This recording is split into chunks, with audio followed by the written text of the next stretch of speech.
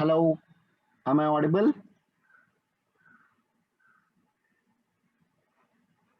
Yes, sir. Yes, you are.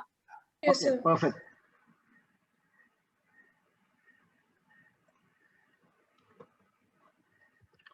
So I would formally welcome all the students and faculty from Coventry University and TIS to this introduction course on HRVC assessment. What exactly we would be learning through this course is understand the manifestation of disasters. There is a lot of discussion going on currently. Hashtag no natural disasters. We have only natural hazard, but disaster is something different from hazard, which we would be understanding through the understanding of the individual components of risk, that is hazard, vulnerability, and capacity. Then we would be moving further the ways how hazards, vulnerabilities, and capacities are linked to risk through event tree analysis, fault tree analysis. Then we would be covering similar kind of analysis that are problem tree, bow tie, and impact pathway diagrams. Then we would be moving to risk matrix, which is an decision making tool that is used currently across the world, how they decide upon risk and how they prioritize on current risk. And further, we would be moving in terms of prioritizing risk. What are the major principles that are used in risk evaluation and decision making? So we would be going through ALARP and SMOG principles.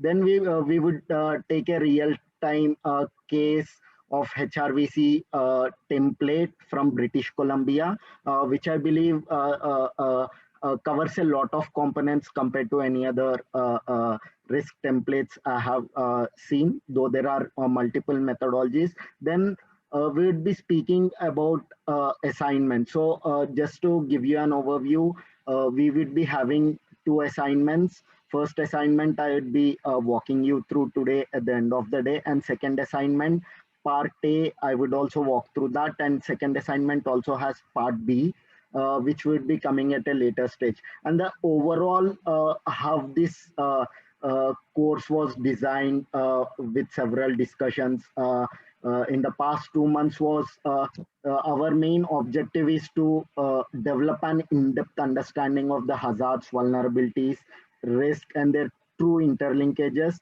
And we also want to help the students to gain competence to execute robust, contextualized, evidence-based HRVC assessments, especially through assignments working in data scare context, that is low and middle income countries, and gain competence to reflect on the ethical dimensions of vulnerability and the assessments and risk management decisions that that would come as part of this process. So let's how what kind of pedagogy I would like and I follow is that there would be certain slides where I'd be explaining the principles, and there are certain slides where we have to put all our brains together to understand risk, which is the goal one of the Sendai framework itself. So in the discussions, participate actively, because one amazing thing about this particular course is that the students from cross-cultural backgrounds, let it be from Africa, Europe, Asia, everyone is coming together. So their understanding of risk or the risk they face are completely different. So how we bring a common understanding of risk is very important. So I would suggest participate very actively in the discussions, and I would like to mute your microphones when you are not speaking. So let's start with understanding the basic risk which everyone in this particular session faces. So what can someone tell me what is the risk associated with crossing for a pedestrian in the first picture? That is there's only one cyclist. So do you consider that as a big risk or a small risk?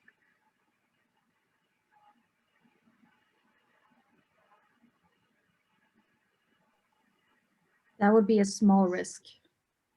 That would be a small risk. Any reason behind that? Why do you mean it is a small risk? Well, I would argue that because there are seemingly nobody else on the road, yes, the pedestrian and the cyclist can, of course, get into an accident. That's always going to be a possibility. But seeing as there's lots of space, and as long as there's somewhat adequate communication, the pedestrian should be able to walk over either before or after the cyclist and be able to communicate somewhat with the cyclist, which one is more effective. Perfect, thank you. So I would be catching here on your point of the space available because it is only one cyclist. So it is an indirect way of saying that the likelihood that a pedestrian would crash into a cycle is less. So here we are speaking about that the likelihood of a crash is very less. So let's go to this other case. So there are many cyclists going. So what is the likelihood now? Is it the same or did it increase? Anyone? The likelihood increased because there's so many cyclists around. Okay, and how would you categorize this risk? Low risk, medium risk, or a high risk? Say it's a high risk. Okay, it is a high risk.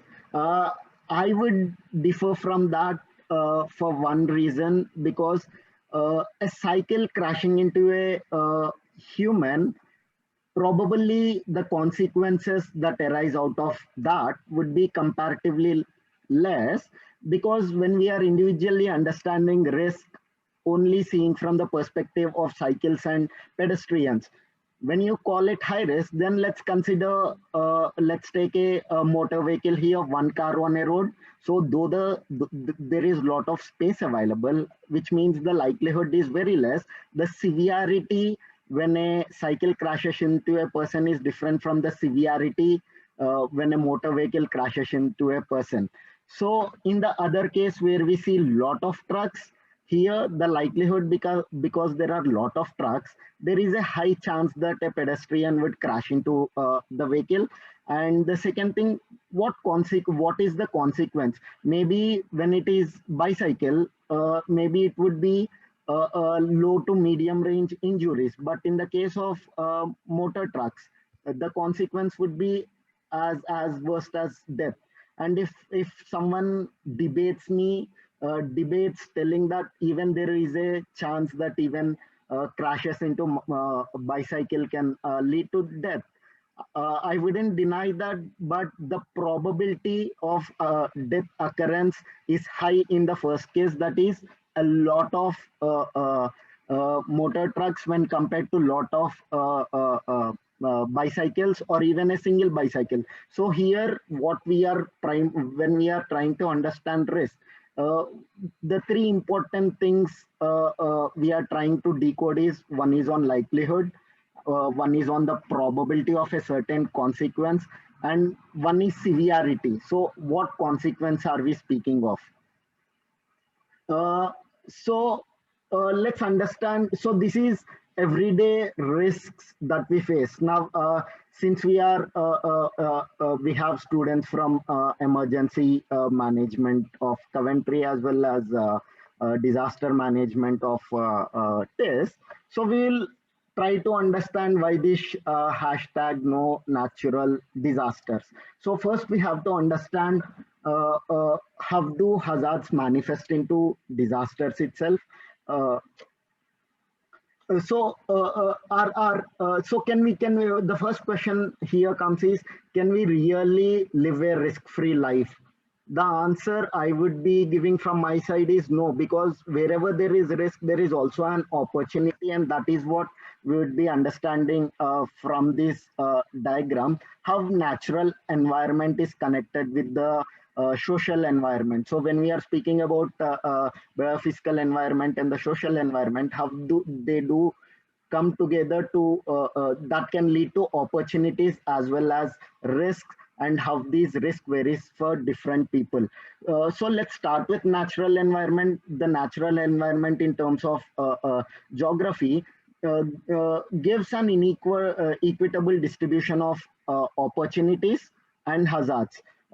When we call even every hazard is an opportunity, let it be a volcano or a flood, they have positive benefits out of it. So we have two choices. Are we going to take only the opportunities that is provided by the natural environment, or we also face more than the opportunity, our cost that we are incurring from that kind of interaction is high.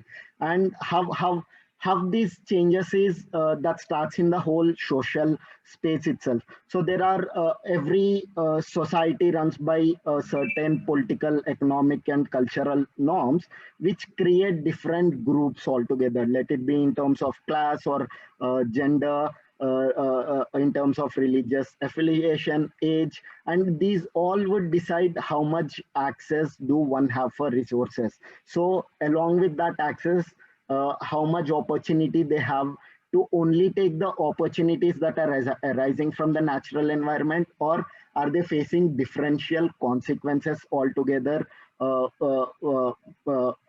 in terms of linkage. So from this table, what we can understand is that all three global sustainable development agreements that majority of the countries have signed or ratified are closely interlinked. So we have a lot of funding going from international space going into either SDGs or climate change adaptation or disaster risk reduction. But rarely on ground we observe that the linkages between these three agreements itself, which clearly this table by Weissner states.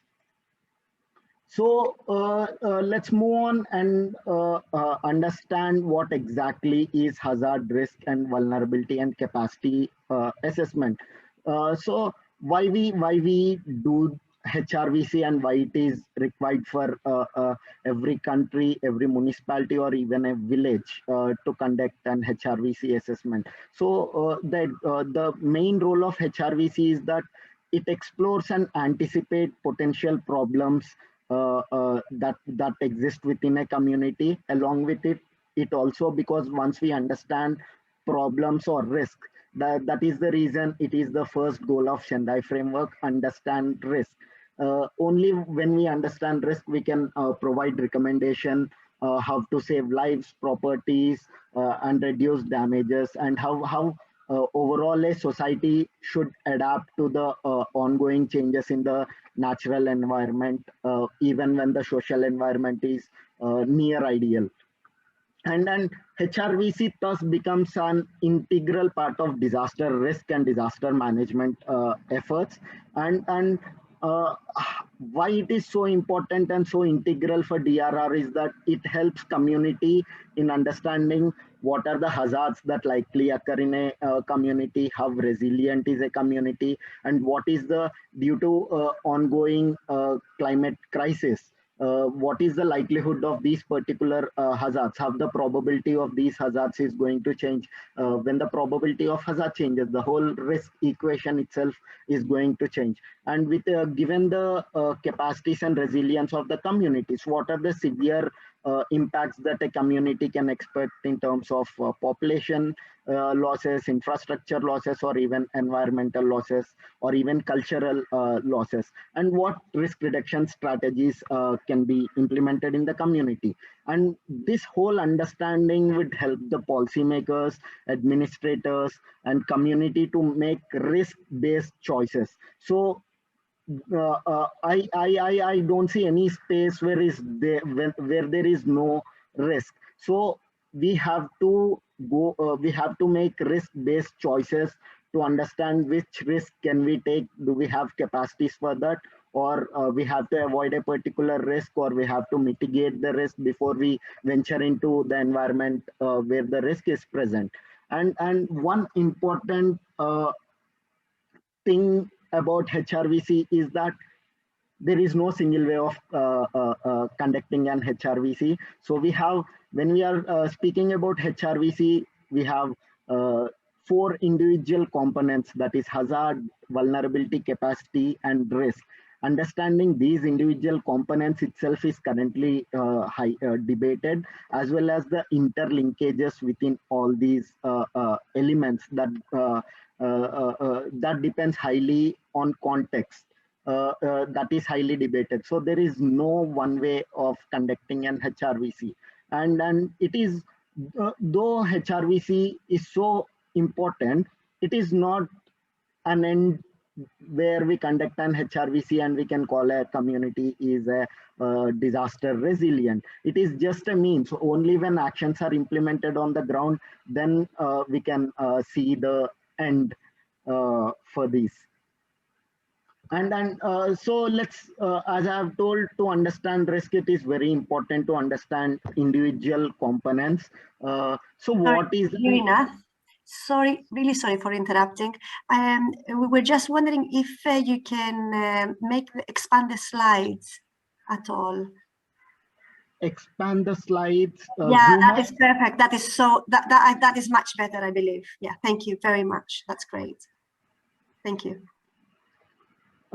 So what does these individual components mean? One is hazard. So what is an hazard is a potentially damaging physical event or a phenomena or a human activity which may cause loss to life, property, or social and disruption in terms of social, economic, political, cultural.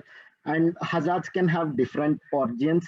Hazards can occur as a single event or a sequential event, or they can be combined in terms of origin and effect as well as. So when we speak about this particular thing, yesterday's disaster in Uttarakhand state of India, that is Glacier Lake outburst flow, it would lead to several sequential hazards altogether. Flood is one such new hazard that follows the sequence, and then there can be loss of slope stabilization, which lead to landslides, and there is a lot of infrastructure damage as well. So when we are speaking about hazard, what are the characteristics we understand in hazards is where exactly what hazard takes place. So that is trying to understand the geographical exposure, and we understand intensity and severity. So when we are speaking about intensity and severity, so what are the consequences that that particular hazard can lead to? And what is the probability of either that particular starting point event occurring or end point event that is the largest consequence that occurs? And a hazard can be primarily categorized into three phases. One is dormant phase, second is armed, and third is active phase. So dormant phase is when there is no exposure to that particular event. When we take climate change itself, so the climate patterns itself, it is an ongoing process, and it was in a dormant state where it didn't create new risks to us. But currently, due to the greenhouse gases, it is in arm phase. So that is when our exposure to that. So when we come into exposure to a particular hazard, that is when we can call that a particular hazard is in arm state. And and we call it active phase when it is in that destruction phase where the preparedness, mitigation, it all depends what would the event lead to when the hazard is in active phase. Can someone has unmuted their microphone? Can you please mute?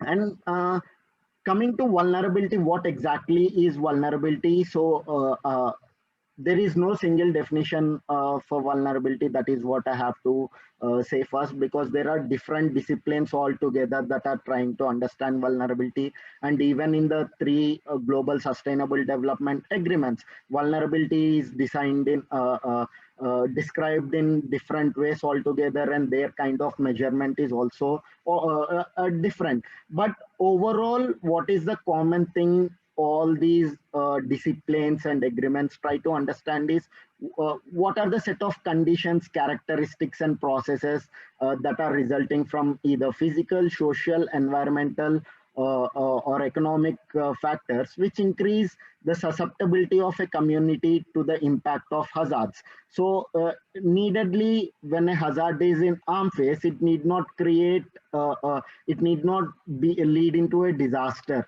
Only when it is active, we have no mitigation and preparedness, then it becomes into a disaster. Here, the susceptibility of community, it is interpreted in many ways, but the best meaning would be what is the degree of loss that that particular community can expect in that particular consequence, what we are speaking. And one is capacity, why we have included within vulnerability. Right now, within the HRVC assessments, many use an alternate name, calling it as HRVA, that is Hazard Risk Vulnerability Assessment. That is where capacity is included within the vulnerability, because those are the factors and abilities of the people and the society that would help them to effectively cope with hazards, increase their resilience, reduce their susceptibility. So this all is linked to vulnerability. So how much one is vulnerable depends on the capacities. Let it be in terms of the government, the governance processes, or let it be in terms of economic factors. What are the kind of disposable assets they have? So these all capacities decide how much would be each susceptible to. So how much degree of loss a element that is under consideration would face. So that is the reason capacity forms a part of vulnerability. Given this hazard, vulnerability, and capacity, how these three are connected to risk is, so we can define risk as probability of harmful consequences or a loss that we don't want. So that loss can be in terms of loss of life, it can be in terms of injuries, property loss, livelihood loss, economic activity disruption, or even environmental damages. And a risk is formed from the interactions of hazard, vulnerability, and capacity. And in general, risk in assessments is defined as hazard into vulnerability by capacity. And this is highly debatable because the kind of complex manner these interact, the hazard, vulnerability, and capacity, is not as simple as that you can express in a multiplication and division method. But however, we need some index for decision making purposes. So that is the reason we still go on with whatever knowledge we have. So we have understood risk, so let's understand what is an risk assessment. The whole HRVC is all about understanding individual components to finally assess the risk a particular element or a community or a whole society can face. So it is the use of systematic use of available information to determine the likelihood of certain events occurring and the magnitude of the possibilities. So kind of risk assessment includes identifying within hazard, determining the geographical location, intensity, probability, and within vulnerability and capacities, we try to understand what are the existing vulnerabilities, how much each is exposed to a particular threat. So how much of your population falls in that particular hazard which is in active state, while other population groups have that hazard in dormant phase, and who are currently already facing it where it is in the destructive phase. Then we move on to estimating the level of risk, which we'll be understanding in further slides using risk matrix. So once we understand these all are the consequences that can be part of that particular hazard. So if we have several hazards, so and various consequences attached with that hazard, how do we decide upon where do we invest money? Because always we are limited in resources. So we have to estimate the level of risk, then decide on which risk to accept, which risk we have to work on is something that that would be done as part of risk assessment. And how this would be done is using scenarios and measures. So we develop various kind of scenarios. So if this particular hazard hits this particular community with these kind of vulnerabilities, so what are the kind of consequences that one can expect, and what is the probability that this particular hazard would hit a particular community, and what is the probability that this particular community will face these consequences. That is what the overall output of an risk assessment would be. And given this, it is very important to understand the lecture that Dr. Fang is going to take today, that is on risk perception. So it is very important to understand that the disaster risk reduction is governed by the distinction between scientific risk assessments and perceptions of risk. So this is a risk assessment framework by Fuchs. The author describes majorly risk assessment as 3 steps. So first is a scientific analysis of risk, where we use different set of models, specially built for hazard, vulnerabilities, and capacities, bring them together to understand and give a number. This is the probability of this particular risk occurring. So how would this, so once we have the output, then comes risk evaluation. So we have to decide upon is this risk a larger risk, or is this risk a medium risk, and then we move on to risk management decision. So while evaluating risk, there comes the values, judgment, perceptions, and how people or government or anyone feel about who is responsible to address that, and what is the risk acceptance criteria. So for example, in the last example we were speaking, even while walking on road, we face the risk of getting into a car or a bicycle. But then in that case we shouldn't go on to the roads, but our risk acceptance criteria is altogether different. The probability of such occurrence maybe is comparatively less, based on your own judgments and perceptions altogether.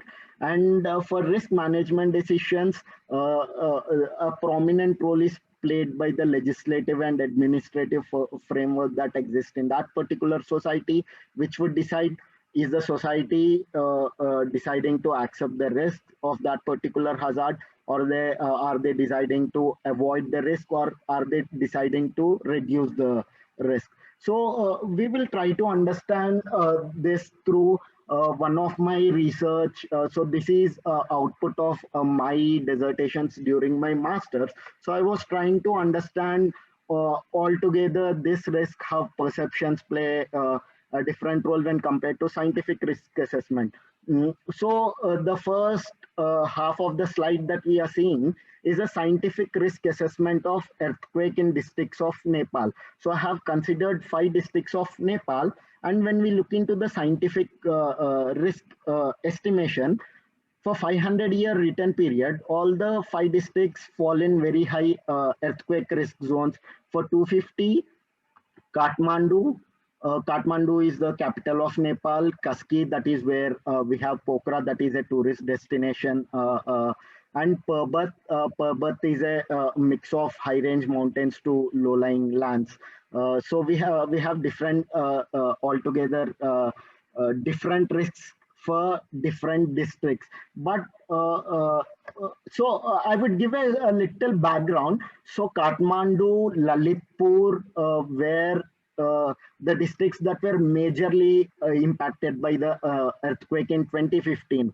Kaski, Parbat, and Sanja have had very, when we see the percentage of population who face certain risks, it is very low compared to Kathmandu and Lalitpur. But there are different kind of risk acceptance criteria of people, and there are different kind of values, judgments, perceptions, responsibilities that came into picture. And how did they evaluate risk? If we see, so I'm trying to compare how worst affected districts compare themselves in terms of evaluating earthquake risk compared to non-worst affected districts. So the worst affected districts,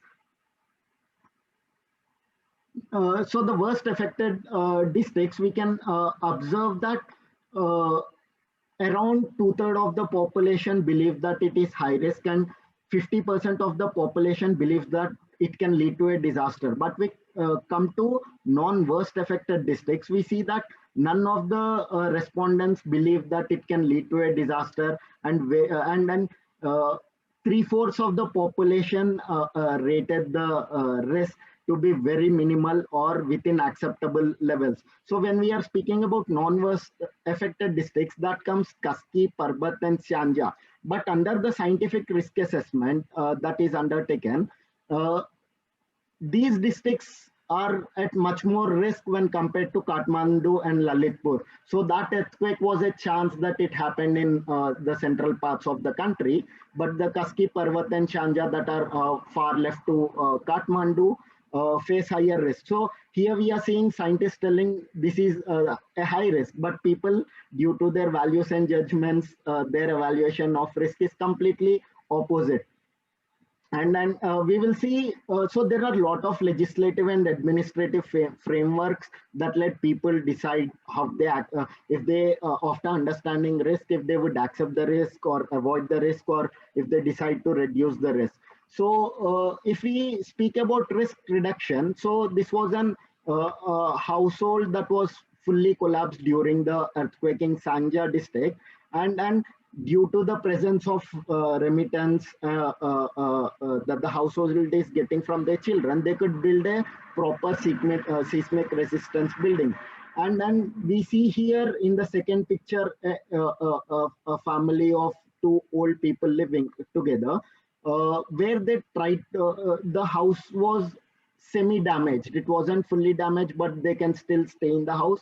But they are trying. This was after 2 years of the earthquake. These images were taken in 2017. So exactly 2 years of the earthquake, they still to stay outside because they have seen the danger and they don't want to face that risk. So they are trying to avoid it by staying in a completely temporary shelter.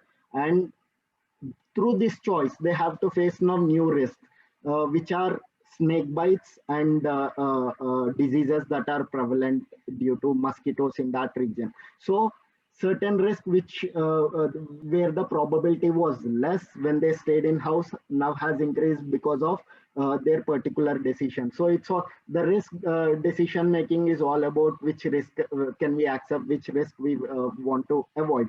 And if we see risk avoidance and acceptance criteria, so this was a building that that was partially damaged during the earthquake, and it's in the market center in Kathmandu, and then it tilted like 10 to 15 degrees. So this building is tilted, but since they got only 50,000 rupees, Nepali rupees, so that amounts to $500. Since their house is partially damaged, they couldn't really build seismic resistant complex. That is the reason what they are trying to do here is they are using their traditional methods of trying to withhold the building from falling using a pile of wooden bars. So it's kind of risk avoidance. They don't want to really don't want to get into the risk of dying in a building collapse, but due to certain conditions they have to accept the residual risk. So how much can you mitigate and what is the residual risk, and are you going to face it? So though they are completely unhappy about the facing the risk, it is about the choices people have. So that is where the component of vulnerability and capacity comes in. So neededly a hazard be a disaster. It is mainly vulnerability and capacity that decides who faces how much of that particular risk and consequences, the kinds of consequences altogether. We have two types of assessments. One is backward looking assessment, where it is an impact based assessment.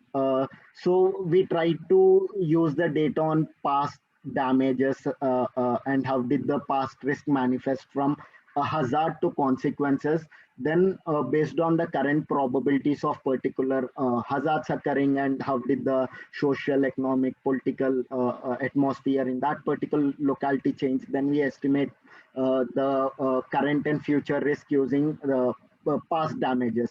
The disadvantage is that this would lead to rough estimates because past damages need not correlate with the future damages expected. It can be more or it can be less because we are, as a community and a society, we are constantly evolving. And those processes can either mitigate risk or even add to existing risk. And mostly it is due to lack of data because uh, uh, uh, understanding of particular hazard or vulnerability of capacity due to lack of data, it is very less, especially in developing countries. That is when we use these kind of backward looking assessments, and these are particularly used when you have to do large scale risk management measures, because when one can't uh, uh, understand vulnerability or capacities at an in-depth level, then what kind of data can you choose? So these are the certain kind of choices a professional conducting HRVC would have. And one is the other way is forward-looking assessment, that is risk-based.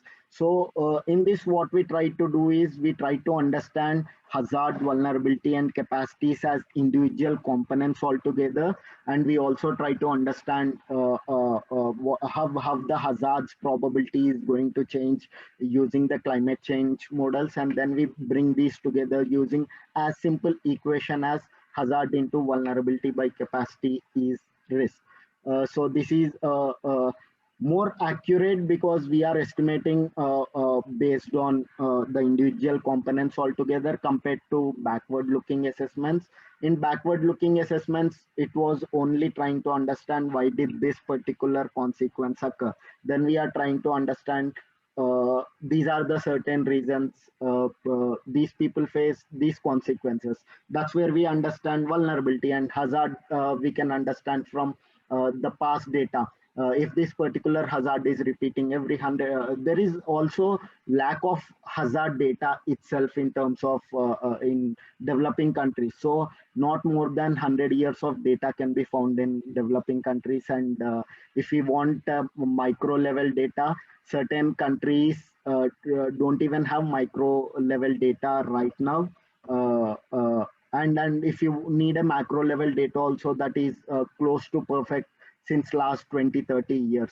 So understanding 20-30 year hazard behavior doesn't really give the probability of hazards in the backward looking assessment. And one challenge in forward looking assessment is that uh, using simpler equations may miss out on the complex interactions between hazard, vulnerability, and capacities, how each of them are interlinked and how they exponentially increase the probability of each other. So when is one is vulnerable, the hazard probability would also increase. This we can understand from the kind of land use assessments, etc.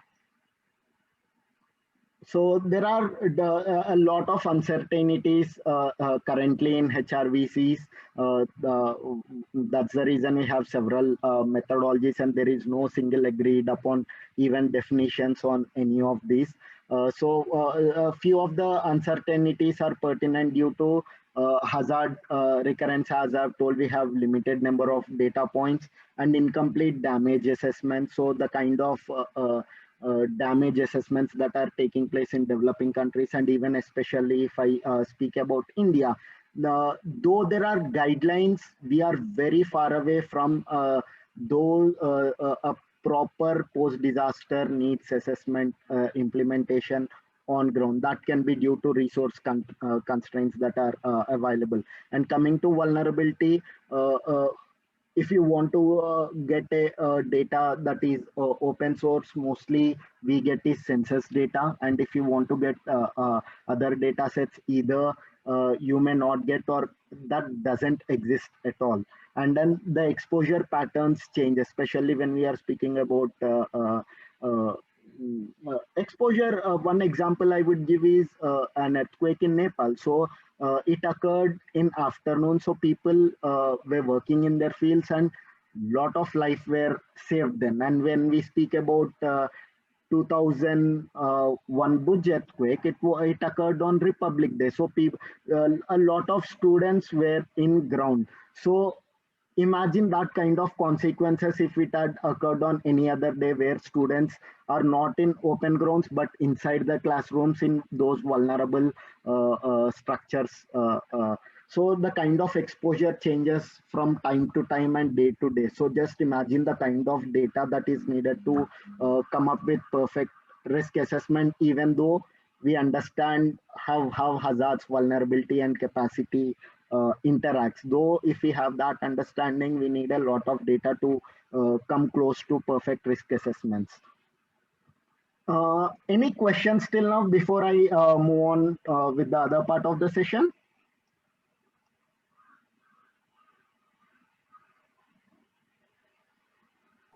Any questions? Am I going too fast, too slow? Should I highlight on any aspects? Am I audible at all? No, I've got no questions. The speed's No, good. this is good, sir.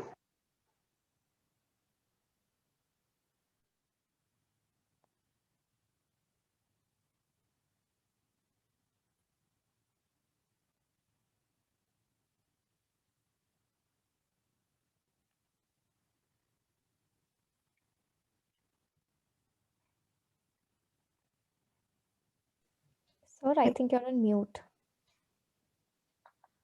Thank you for pointing out. We are trying to understand what individual assessments mean, assessments of individual components of risk mean. So when we speak about hazard assessment, it is primarily the analysis of hazard nature and behavior. By this we mean to understand the speed of onset, the frequency, the seasonality, the duration, the intensity, and do it have a warning scope, and what is the uncertainty within that warning, and how much of foretime that does that give in that warning, and what is the extent or the spatial coverage of that particular hazard when it manifests. And there are different type of tools that are used other than scientific equipments. We use hazard maps, historical profiles, seasonal calendar, and after assessing hazard, we map that geographically to understand in this particular geography which particular phenomena pose threat to people, property, infrastructure, and their economic activities. And then hazard mapping techniques are most commonly used in India to carry out hazard analysis. Due to very less equipment, I would call, to monitor hazard behavior. So we try to understand that in an altogether different way when we try to map it. Another method of hazard assessment is to build a composite risk index. So when we mean, what do we mean by composite is we understand each of the indicators that point to that particular composite index we try to build, that is hazard in this case, and how we bring these indicators together. So when we are telling that this is the particular speed of onset, we don't have forewarning. So what is the kind of hazard risk are you giving to that particular component? And the main disadvantage of using composite risk index is that it takes a lot of resources, let it be in terms of time and the requirement of data, and especially experts who understand all the behaviors and nature of that particular hazard. When we come to vulnerability assessment, so we try to investigate through vulnerability assessment what are the causes of differential consequences altogether. So we would slowly in the next slides we will come to know what exactly are the differential consequences and what responses can offset, lessen, or prevent those consequences is what we understand.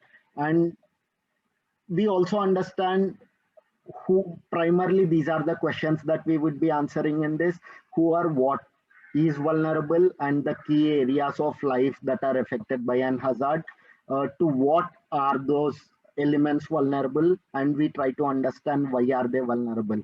So within this, we try to understand the unsafe conditions created by dynamic pressures, which are created by underlying causes. So uh, this is, so here when we see this image of progression of vulnerability, that is what we call as pressure and release model or disaster crunch model, which tries to explain this whole story of no natural disasters. So it tries to understand hazards from one side and the vulnerabilities from the other side. So vulnerabilities, especially if we try to understand vulnerabilities in depth, those are created by root causes that could have occurred centuries or millennial before. So that is the kind of the ideologies we develop, the social and economic structures on which a particular society works. And due to a particular setup, dynamic pressures would be created, which would decide what are the kind of local institutions they have, what is the kind of governance they have, how strong is that kind of governance, and then that would also lead to a different kind of macro forces, like rapid population, let it be in migration into urban areas. uh, uh, so the root causes lies in the whole socio-cultural, if we really get very in-depth into vulnerability, that links to certain root causes. One is economic reasons or other reasons, and why that economic hierarchy exists is because of social hierarchy that existed long before. So these are very interconnected, and these kind of dynamic pressures would lead people to live in unsafe locations and face a different kind of exposure and susceptibility altogether. So if we speak in terms of natural resources, this would further lead to lack of arable land and water, by lack of biodiversity resources, lack of physical resources, in terms of issues in human resources, social, economic, and political resources. So when these vulnerabilities come together with hazards, that is when disaster risk is formed. So to address disaster risk, it is not only important that we try to understand and mitigate those hazards using engineering structures, but also it is very important to address all these, to understand why these unsafe conditions exist. So when we are trying to address these unsafe conditions, we have to also address the dynamic pressures that have created those unsafe conditions. And if we have to address dynamic pressures, we have to address the root causes altogether. And when I mean the cause of differential consequences here, the graph I'm showing you here, so in 2016, India had this move of demonetization, and this study particularly tries to understand uh, which kind of occupation has lost income due to that particular move, because that move was well appreciated by certain sections of the society, but not very well taken by other kinds of society, because they had to face different consequences altogether. So when we look from this kind of this graph itself, we understand that the people who are in daily wage workers, the service job, the tradesmen, the taxi drivers are most impacted than other kind of population. So here we see that the kind of consequence was not same for these kinds of occupations within livelihood they go through. So we understand that the kind of consequences that one person would be facing need not be similar to other people. So that is where the differential understanding of risk altogether comes in. So I think it is 5:30. It's a Lunchtime, I guess, for UK students. So should I continue or should we take a break of 30 minutes? Giri, we should take a Yes. break of 30 minutes because you have 1 more hour after Fang finishes. So let's go a little easy. Let's take a break and get back by 6 o'clock. Or what's the UK parallel time? 1:30? And now it is 12 o'clock here. So Okay. we could take half an hour break. Dr. Dachelin, what are you suggesting? Okay, so 12:30 they come back, then Fang session is at 1:30, right? So Giri Yes. continues. Yeah, Giri continues after 12:30 or after 6 to 7, Giri would continue. Yeah.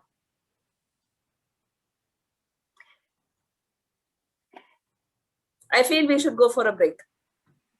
Yes, Thank you. totally. So, we all shall will meet in 30 minutes from right now. So that would Yeah, be we 6 should meet around in 30 minutes from now. Yeah, 6 p.m. Indian students and 12:30 p.m. UK students. Have a bon appetit. Thank you. Thanks a lot, Gina. Sounds good.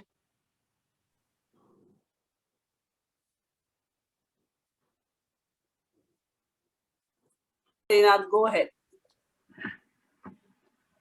Okay, I would request all the students from both universities. The coming part of the presentation would be discussion intensive. So I would suggest dig out on the knowledge that exists in this cross-cultural environment. Only when you discuss, bring up new points, then others, especially the faculty from 2 universities, or even myself from field experiences, we could add more on to your understanding of risk. So I would start off. We are currently learning what exactly is vulnerability, and suggesting that I would tell that always there is a story behind every risk. So the story to understand the current vulnerability and the story of risks that this particular family in the images that I am showing with face, we shall discuss. So the background goes like this. So this picture is from the state of Bihar in India. It has uh, uh, very notorious rivers like Gandak and Koshi that are known for flooding every year, and especially river erosion, where people lose lands, and there are a lot of families that have lost their land due to river erosion. And after some 20 years of fight, though there exists a legislative guideline telling that they would be rehabilitated properly with new land, this is a land that was given to this particular family I'm speaking about, from a community in Bihar, where the land that they are given is much more exposed to floods, and then the family doesn't stay here. So because this was the time when the monsoon season didn't start fully in the state of Bihar. You can see the kind of inundation that already exists due to the kind of soil properties. So what this family is currently doing is they are staying in a farm of a big farmer in that particular locality, uh, uh, and in return what they have to do is they have to work first in their farm, and if they get extra time, they can work in other farms. And what do they get in return is that because they are forced to work in this particular farm, they are paid half of the wages than the rest of the people, because they are given land to stay. So this is the past story, and why this situation exists currently has a past story behind it, that we see from this progression of vulnerability. There are certain root causes, social and economical, why people even stayed so close to river banks has a story behind it, and why people are living in a farm of other person, despite they have some land, has a story behind it. And the story can go as many ways as one can imagine in future. For example, because the household income is less right now, because despite they are working for so many hours, they are only paid half wages. So they would not be sending their children to schools. So the education of the next generation is affected, and that may affect the economic opportunities altogether that particular generation has. And again, they would be staying in high risk areas. They have to face altogether different risks. So there is always a story behind risk until we understand what exactly is happening, how a hazard is turning into different consequences altogether. And here, through this story, what I am trying to tell is that when we are trying to understand risk, it is not a single point understanding. So we have to understand it at multiple points, let it be in past, current, and future. And that is currently one of the one of the challenges that professionals into HRVC and advocates for DRR face. And then when we speak about differential vulnerability, so this is a graph of psychosocial vulnerability assessment that we have conducted in a drought-prone area of Maharashtra state, in which currently the Mumbai exists. From this, what we understand is that when we see the high distressed population, we see that out of all our respondents, 60, almost 2/3 of our respondents are female and 1/3 are male. But when we see into distress category, male and female are distressed. So these two groups are vulnerable for when we speak about psychosocial well-being. But when we speak about the degree of loss or susceptibility to high distress, we can clearly see that the probability is very high for female to fall into that particular category.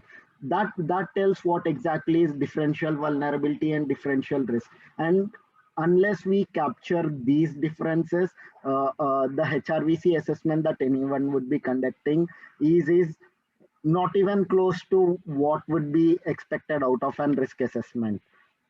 And speaking on vulnerability, there are multiple dimensions of vulnerability that are spread across biophysical and social spheres. And one heads up I would be giving that is these dimensions are not accepted or not accepted by all, because everyone, every discipline or a researcher itself has a what kind of dimensions they want to look into and how they want to link into the dimensions. Primarily, we can look into 4 dimensions of vulnerability, that is social dimension, one is economic, the third is physical, and the fourth is environmental. In social dimension, we are trying to understand how the human well-being itself is at risk. And in the economic dimension, we try to understand the kind of economic losses, the kind of disruption in the processes, and the loss of assets. And in the physical environment, we would be looking into built environment and how the physical environment altogether around us, let it be in terms of infrastructure that gives us services, are at risk. And in cultural dimension, we look into intangible assets like customs, artifacts, landscapes, a culture itself. And then when I tell that there is no acceptable way of defining these dimensions, is because few may put cultural dimension into social dimension, political dimension into social dimensions, or one may choose to look as a separate dimension altogether. And then within environmental dimension, we try to understand the functions and services provided by the biophysical environment, and how those services would be different affected, and what kind of differential losses it would lead into. And one other would be institution dimension that tries to look into the governance systems altogether. And it is very important to note that indicator or a vulnerability factor in one dimension causes consequences or relates with multiple dimensions. For example, when we are speaking about economic dimension, so the kind of income earning opportunity when we clearly look into, or even the assets that are available to a particular household, that again depends on social dimension, how when we go back to the root causes, mm, what kind of income earning opportunities or access to various resources, let it be natural environment, or any other resources access they have, that there is a lot of interlinkage. That is why we call this as a very complex system to understand. And with this system itself, the understanding of the risk as well as hazard, vulnerability and capacity becomes very complex. And then one other story I would uh, tell on differential vulnerability and differential risk is, so this is a through our drought vulnerability assessment study, we try to understand how different families face different risks of droughts. So this a cadastral level, that is farmland, what is the land each person holds. And if we see geographically, the green represents the farmlands that are at its higher efficiency, and red are the places where no cropping itself is going on, or the vigor of the health of the crop is very less. And we can see in image how this clearly correlates. And if we understand why only certain farmlands, we are speaking about village level, that is one of the micro level we can get into in terms of these assessments. And we understand that it is again linked to kind of opportunities that nature has given, let it be in terms of streams or canals, and the kind of the schemes that government come up, who take up those schemes, and then who have lands near these rivers is also again something, a root cause that dates back to centuries or millennial old, is something. And this is agricultural vulnerability. And when we have correlated with this socio-economic vulnerability, we have find a high significant value that is over 99.99%, suggesting that these groups are socially and economically very different for the kind of agricultural vulnerability that is present. It clearly tells that every dimension of vulnerability is so interlinked that any vulnerability in one dimension lead to different consequences or vulnerabilities altogether in other dimensions.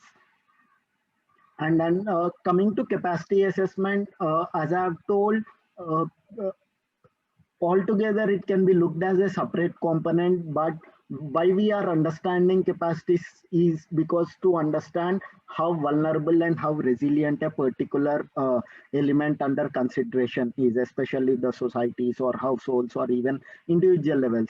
So capacity here refers to the resources and strengths that exist within households and communities that would help them to cope with, withstand, prepare for, prevent, mitigate, and quickly recover from a disaster. So in capacity assessment, we try to gain an understanding of all those resources and strengths, let it be in terms of knowledge, let it be in terms of skills, even behavioral aspects. Do they have positive behavior? So anything can come under capacity that would influence the risk altogether. And there are different set of tools altogether for capacity assessments using hazard maps, historical profiles, seasonal calendar, gender resource mapping. We can use FGDs, livelihood analysis, dramas, institutional social network analysis to understand through these what are the hazards people face.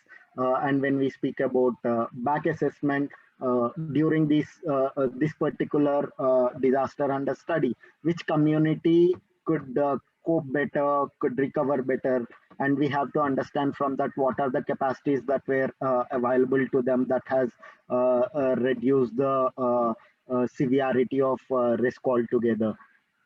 So any questions till now before we move on to the other frameworks altogether through which we can assess risk? Do we have any questions?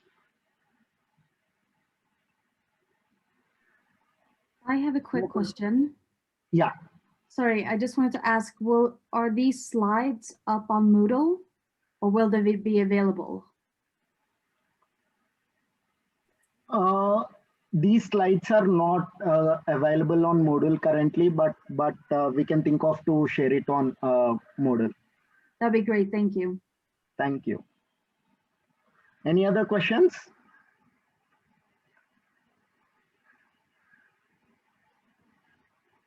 Is everything clear that I'm trying to speak on, or am I going too fast or slow? Anyone could comment? It's clear, sir. Yeah, it's great. It's great, Girinath. I think your pace is good, and some very interesting aspects and stories. They are doing an excellent sort of link with the theories and the concepts that you are trying to explore. So I think it's very good. Thank you. Thank you, yes, Katrina. yeah. So we were moving about understanding risk now in depth. So we have gained that basic understanding of what HRVC as individual components mean.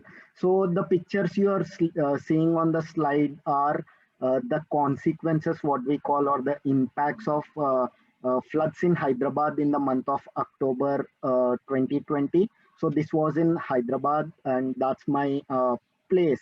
So the hazard was very, in a simple statement, I can put that 300 mm of rainfall in 24 hours.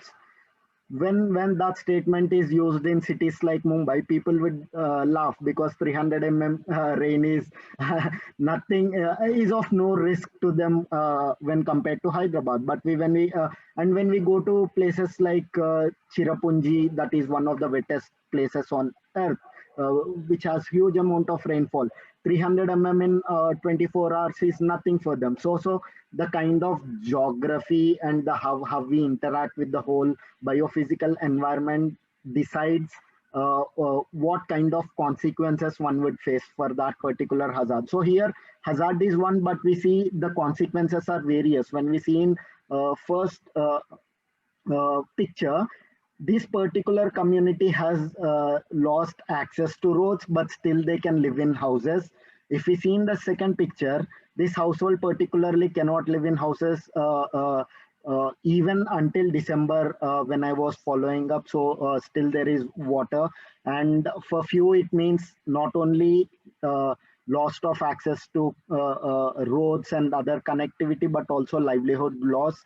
And then livelihood loss, especially agriculture, can itself lead to different consequences altogether. That is where the spatial extent of hazard comes into play. So one family suffering from livelihood loss may contain that impact within that particular community. But when large number of households suffer this kind of damage, when there is that may lead to food shortage, which may lead to different consequences altogether.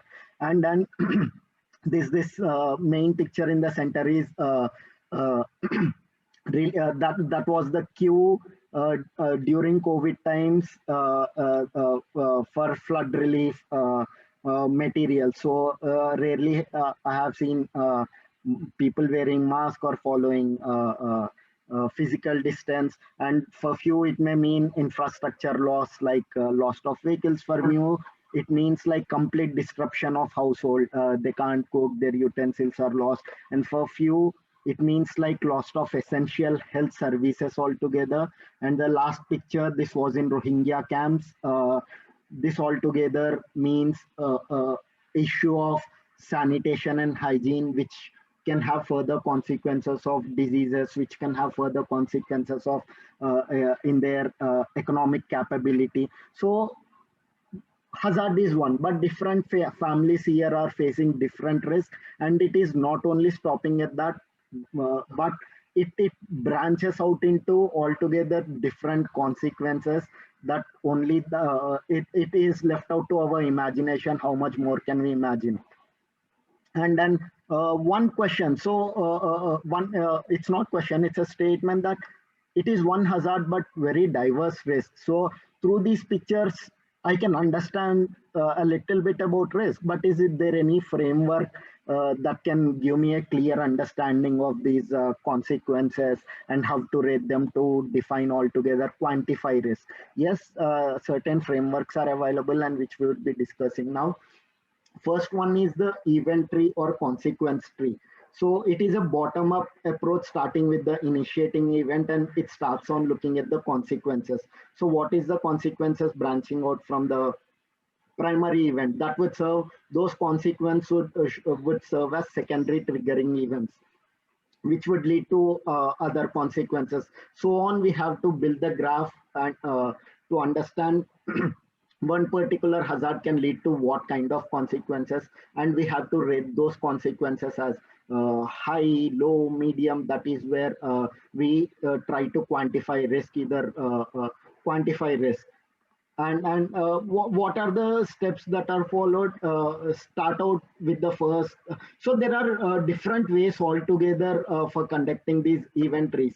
If we go to, this was mainly used in safety engineering domain, but later slowly ventured out being used by other hazard analysts altogether.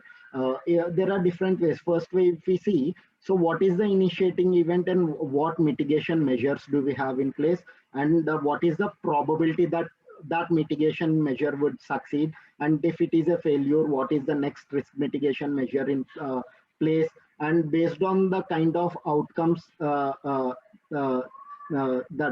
branch out, then we rate the consequences. Kind of are they acceptable, unacceptable, high risk, low risk. And second way is using flow diagrams where we try to understand in terms of and or category. For this, we try to understand the initiating events and how different initiating events come together and what is the condition. So when we are using and condition, it means it means only then there would be a consequence. So this is for the COVID risk. So how whole COVID-19 comes from SARS-CoV is something that can be built in this way. Other way is if we look into Hurricane Hazel, what are the initial primary consequences are rainfall, flood, and wind. And then what rainfall would lead to is infrastructure damage in terms of roads, buildings, and then what kind of damages can be expected from floods. So this is how you try to uncover an event, try to understand if this is my primary event, what kind of consequences I can expect using these flow diagrams. And one other framework that is attached to this event tree is fault tree analysis. So we are trying to understand which things went wrong for this particular hazard or consequence to come into play. So here we start off with the unwanted event at the start. For example, when we are speaking about flooding, so our unwanted primary event would be rainwater forming pool on urban surface. And then we question why did this occur, or how can this occur? In that case, we try to boil down how do the conditions come together using and or, and using past data. We can also assign probabilities from past data. Uh, Past data can also always serve as an indicator to the kind of probabilities that can be expected, though they are not near perfect. That is one of the issue with past data. We try to understand how would a fault occur, so that for each level we can plan risk mitigation measures telling to reduce the probability of this particular event occurring, that is gully pot blockage. So we will understand the probability for this event is high, so it would be wise to invest in this particular mitigation measure among the options that are available, and slowly we are trying to reduce the probability of this particular event happening, that is the end event. That is what we try to do in the fault tree analysis. And bow tie analysis, problem tree analysis are something where this event tree and fault tree comes together. So it looks like a bow tie. That is the reason it is given that name. So we try to understand core problem as the starting point. Let's take an example of prevalence of diseases. What would be the effects of this particular problem would be increase in household expenditure. There could be a high mortality rate, reduction in household income, and how these would be combining is that the incidence of poverty would increase. And then what are the causes of this particular problem that we are discussing, that is prevalence of diseases, are drinking dirty water, improper sanitation, no sensitization on proper hygiene. So here we try to understand how, what are the faults where hazard can lead into a consequence, while also understanding the consequences. So this would help us to go with preventive measures, that is at the causal state. So we prevent from certain consequences from happening, or else we can uptake mitigation measures. So at a core problem, how we address those effects. And this is a problem tree indicating the most common causes of vulnerability in developing countries, which becomes very important to understand. So so some of the points are inadequate development models, underestimation of hazards, inadequate risk management and legal frameworks, and decision makers here don't assign adequate priorities to risk management. There is poverty, and there is a much more reactive disaster paradigm that is prevailing in many parts, and then unobserved or obsolete construction codes, inadequate land planning. So from here, this all would lead to a large scale recurrent social and or economic disruption and losses.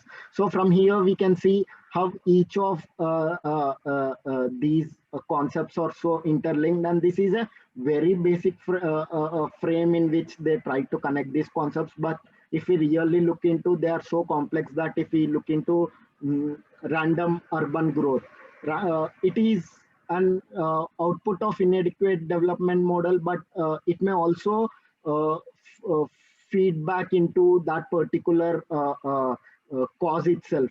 So the probability of cause is increasing, which we rarely take into account in our HRVC models. And then one other way of defining these interactions is using impact pathway diagram. More or less all these frameworks are used by different disciplines, but they are trying to understand mainly what is an hazard, what are the direct consequences, what are the secondary consequences, what are the cascading consequences, as simple as in this manner. But the interactions are very complex, and then when you want to understand risks at an in-depth level, you have to understand the story behind that particular risk, and also how the indicators and concepts that you are considering into your risk models, you have to understand the interaction between them. Given this, let us take an example of the Fukushima Daiichi nuclear fallout in 2011 in Japan. So what happened then, I'll give you a small background of that. So there was an around 9 magnitude earthquake close to Japan coast, which had an tsunami close to after 1 hour. And then that has inundated the nuclear power plant, and due to non-supply, non-cooling of this particular control reactor vessel, the fallout has occurred.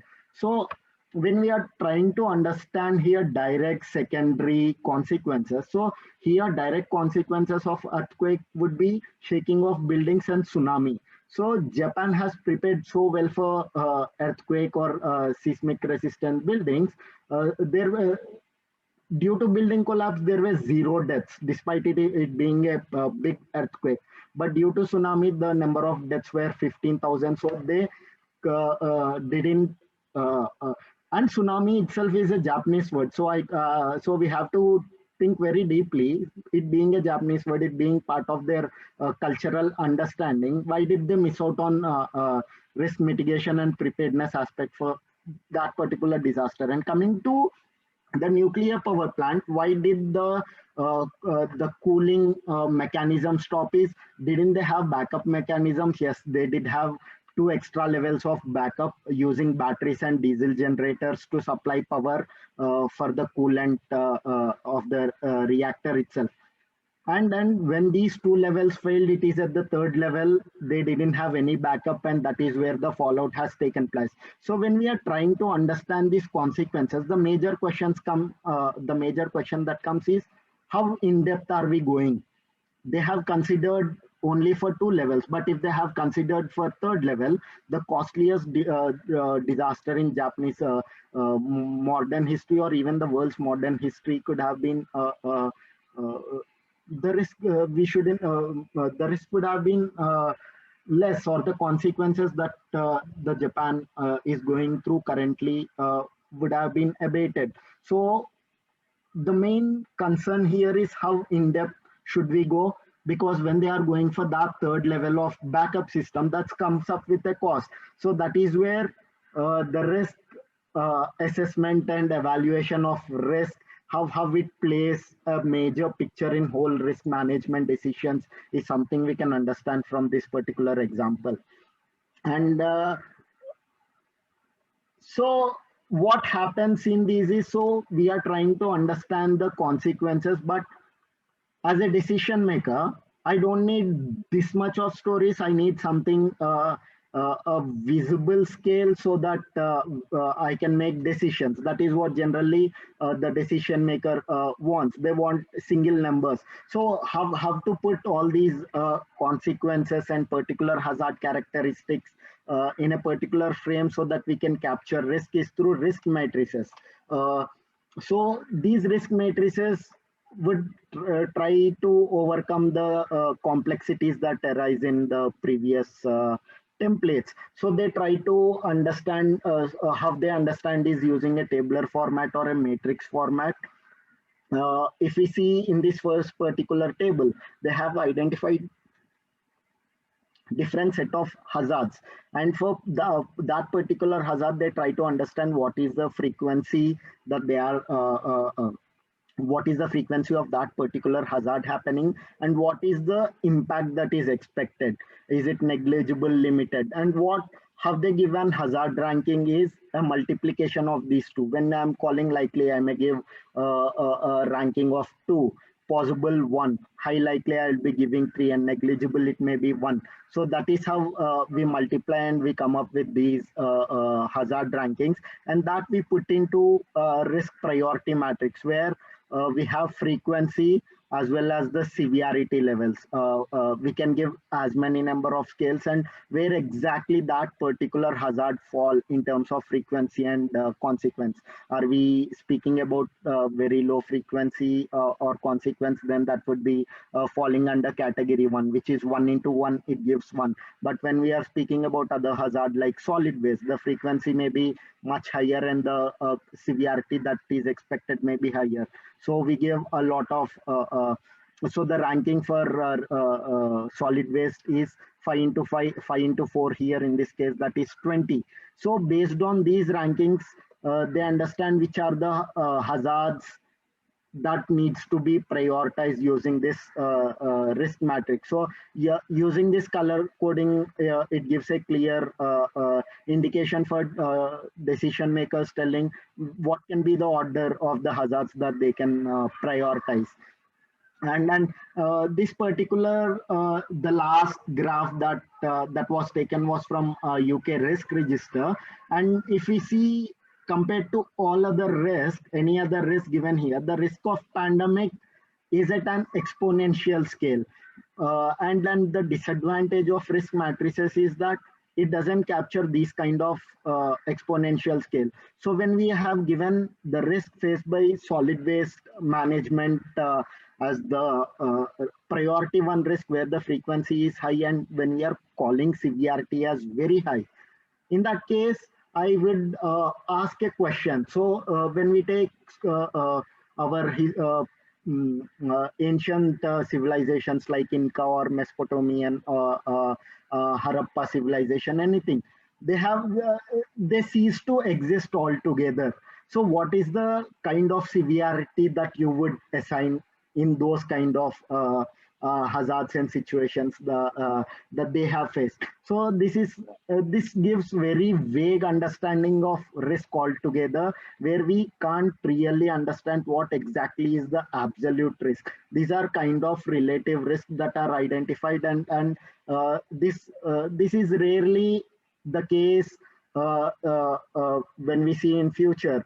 It need not happen that solid waste management is having higher severity. It may be other. So it doesn't even capture the time scale. Are we speaking about this particular time scale or other time scale? So these are the disadvantages of risk priority matrices.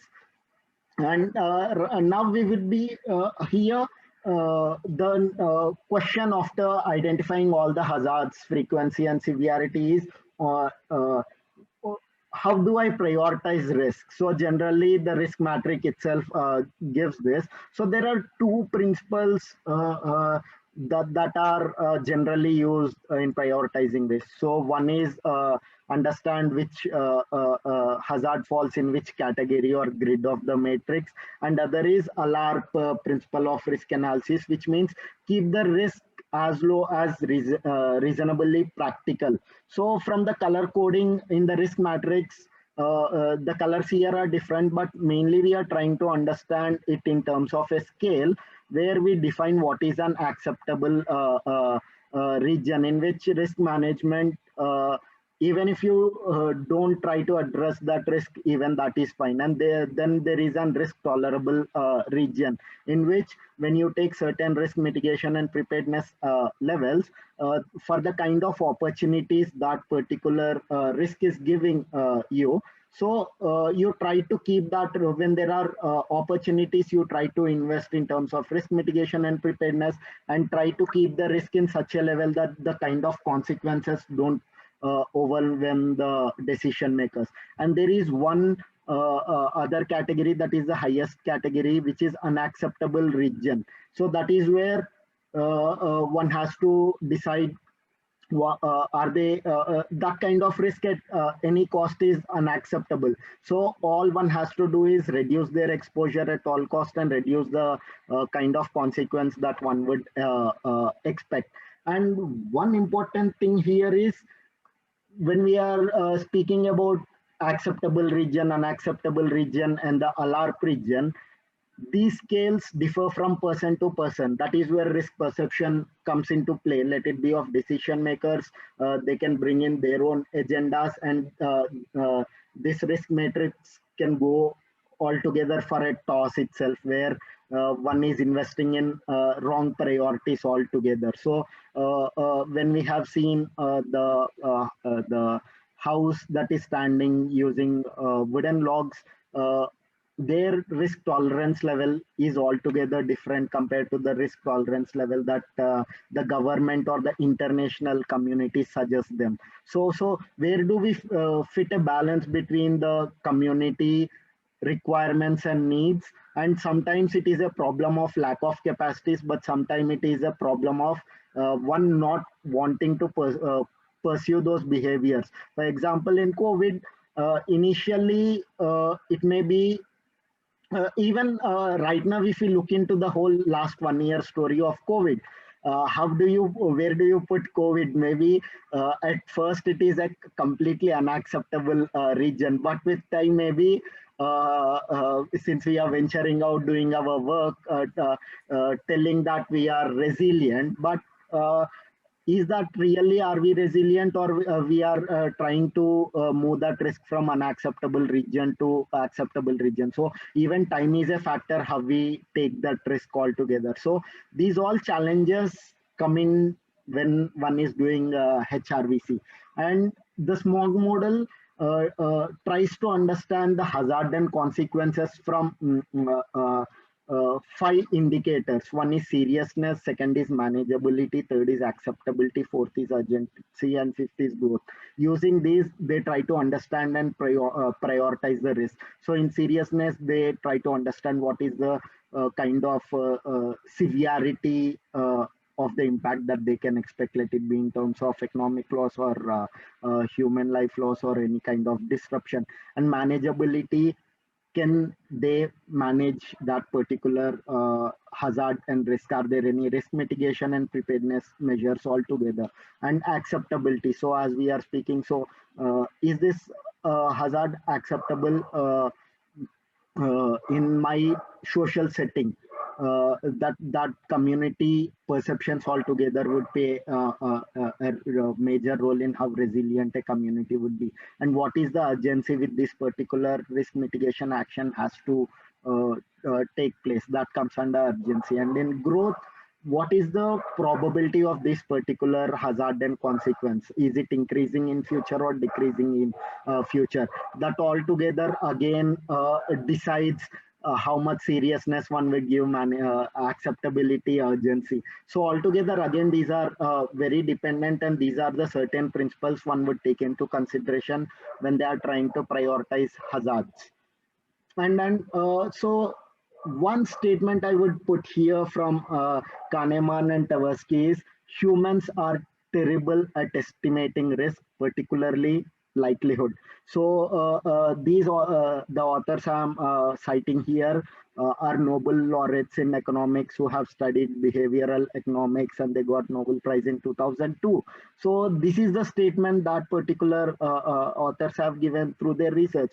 Humans are really terrible at estimating risk altogether. So we venture into taking different kind of risk, and our understanding or what are the our understanding comes from biases altogether. So there are different kind of biases that are running in head, like confirmation bias, availability of heuristic. By confirmation bias, I mean here that so for example, when we speak about the probability of earthquake hazard in different districts of Kathmandu, though the scientific assessments are not in line with the evaluation of public, so that is not conforming or in line with the thoughts of people, so they would not accept. So you would try to accept more those points that conform with existing mental heuristics of one. So that comes into play. Availability heuristic is something, how good can you remember about that particular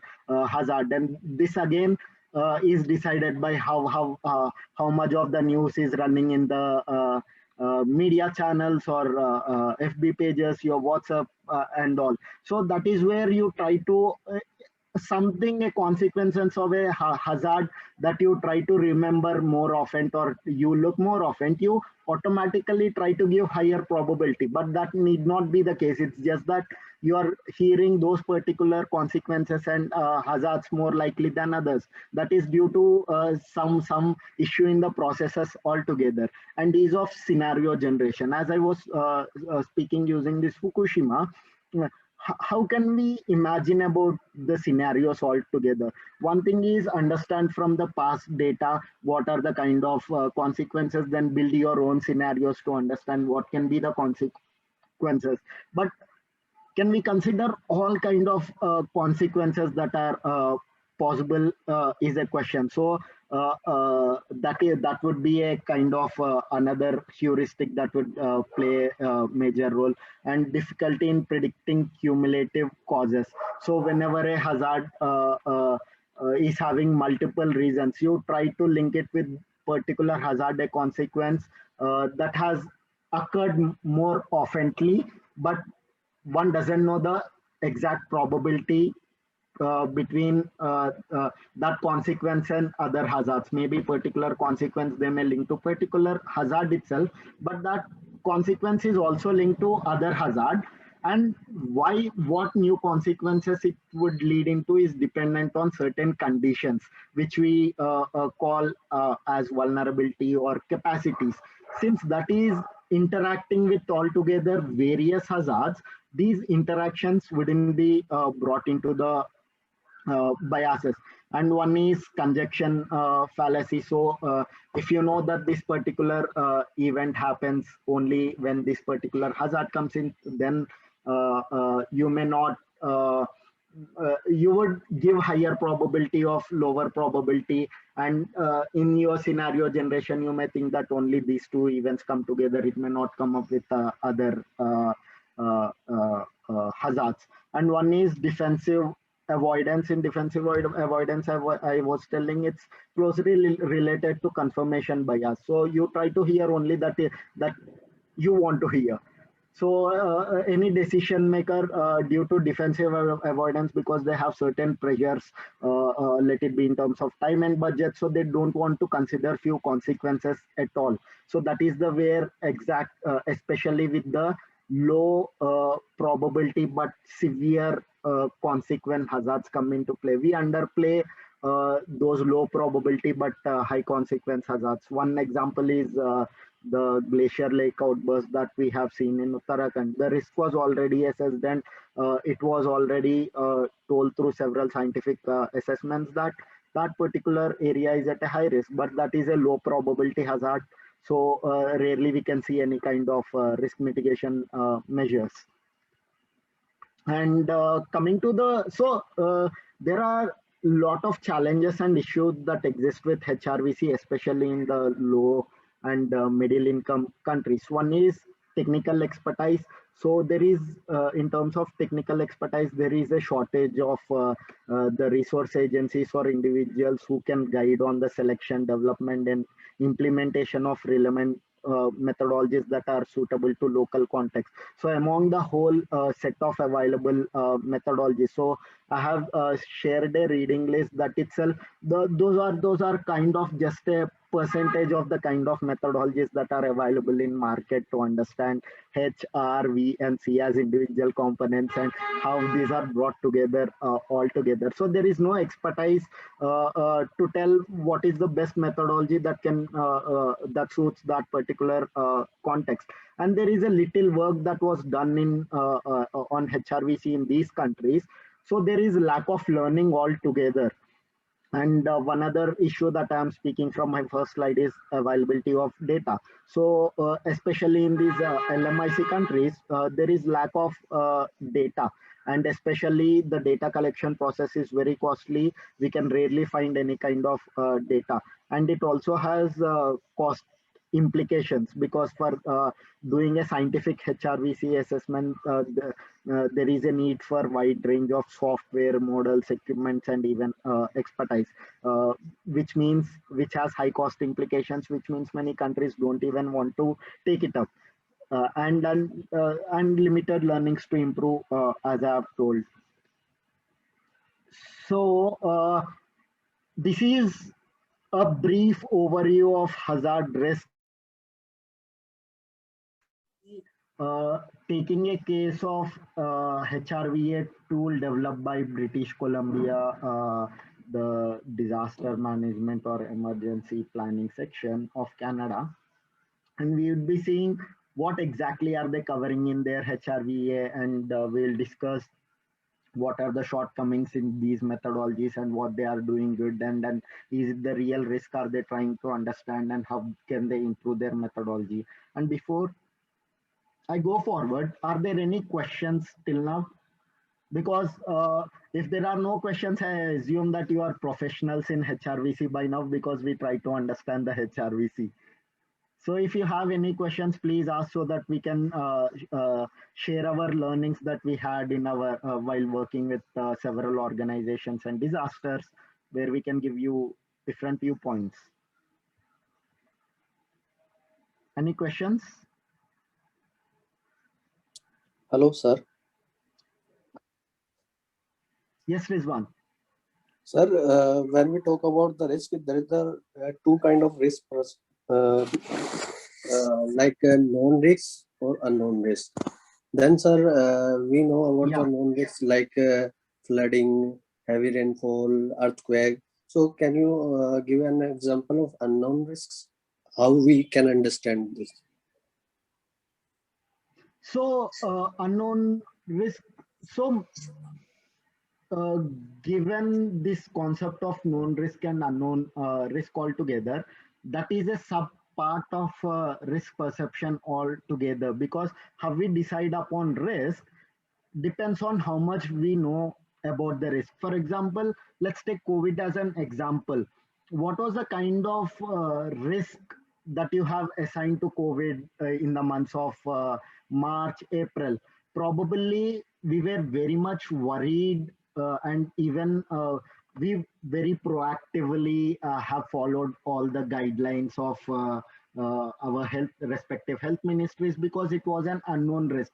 So we try to assign a larger weightage for unknown risk when we are doing our risk assessment, because we don't know much about it. So we don't know what are the kind of consequences that can happen. And when we are speaking about known risk, so when we are speaking about floods altogether, so every year there are many places in the country that gets flooded very frequently.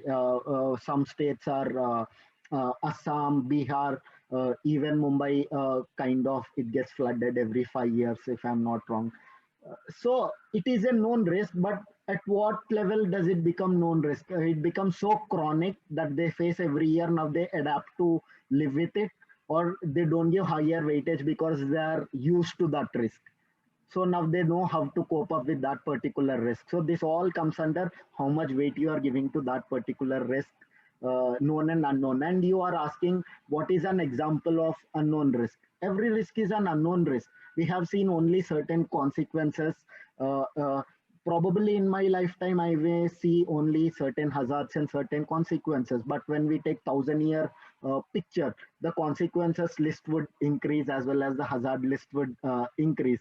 If we take whole the lifetime of Earth, the whole picture is going to change. So every risk is unknown because we know only what we have seen or what is written in our books. Only those cultures that had writing could transfer this knowledge. So that can be a known risk at some point. But all the risks that we haven't faced yet are unknown risks.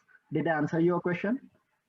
Yeah, sir. I think we don't know about the future, so maybe future is a risk. Yeah, right now where you are sitting, Because where we I'm know sitting, about we we are know with very well risk. about the past, so we can assume something like we can make Assume. measures, So tools, and cope that up. is the word Rizwan. Gilinath, So can I when come we in are, first? Can I come in over here? Possibly what he's trying to ask you, or what Girinath is trying to tell you about risk is also understood in terms of uncertainties. So there's always an amount of uncertainties attached to every possibility, and that's what Girinath is trying to tell you, that your future is always uncertain, no matter what sort of decision making and decision making you come to it. Is that what you want to say, Girinath? yes, perfectly, Niti. Thank you for coming in, and thank you for putting it so clearly, because here when the risk is so uncertain, what can we do is improve our capacity. So when the risk is so uncertain, you should have capacities that one can dispose of when those uncertain events coming to picture altogether. That is where vulnerability and capacities come into play. And in your assignment too, this is what you would be specifically looking into. So we would be not taking any particular hazard or any particular consequence altogether, but given this uncertain future and uncertain present, what kind of consequences can you expect? And with this is all with uncertainty, and then there is no certainty at all, and that is one of the challenges of HRVC, because when I tell this is the certainty, other can come and debate it out. And especially when we see risk matrix, one important issue is that it is measured in terms of qualitative categories. We use categorical variables like less likely, high likely, more likely. Someone would put it in less likely, someone would put it in high likely. So is there any way to debate this uncertainty? since we lack that particular data or understanding, yes, we are living in an uncertain world. That is where we have to improve capacities so that we face that uncertain future. Yeah, sir. Thank you, sir. Thank you. Any other questions? Giri, the next session is supposed to start in 3 minutes. So do you want to continue this in the along with the description of the assignment, or how much more time? I would like to continue with the assignment part-1 because already it's 7. So in that case, since there's 2 minutes left, Rizwan, answer to your question, the hazards might be quite uncertain, but the uncertainties around vulnerabilities are not that it's complex, but it is not uncertain. So that is where we're kind of saying do a good focus on the vulnerabilities, and that is where the hazard independent conception of disasters is kind of the 4th phase we are at. So we started off with the war mode, then we were looking at hazards, then we kind of brought in social vulnerability, but currently we talk about disasters in the context of a hazard independent conception. So because vulnerabilities are very much available out there, the uncertainties around hazards are not an issue with regard to vulnerabilities because they're quite visible, but often we don't know how to capture them. And that's exactly what this course tries to do. Yeah. So let's, Girinath, if you have a closing remark, you could, and then we could move on to the next session. Thank you, ma'am. So any questions before my closing remarks? Because we have only 1 minute.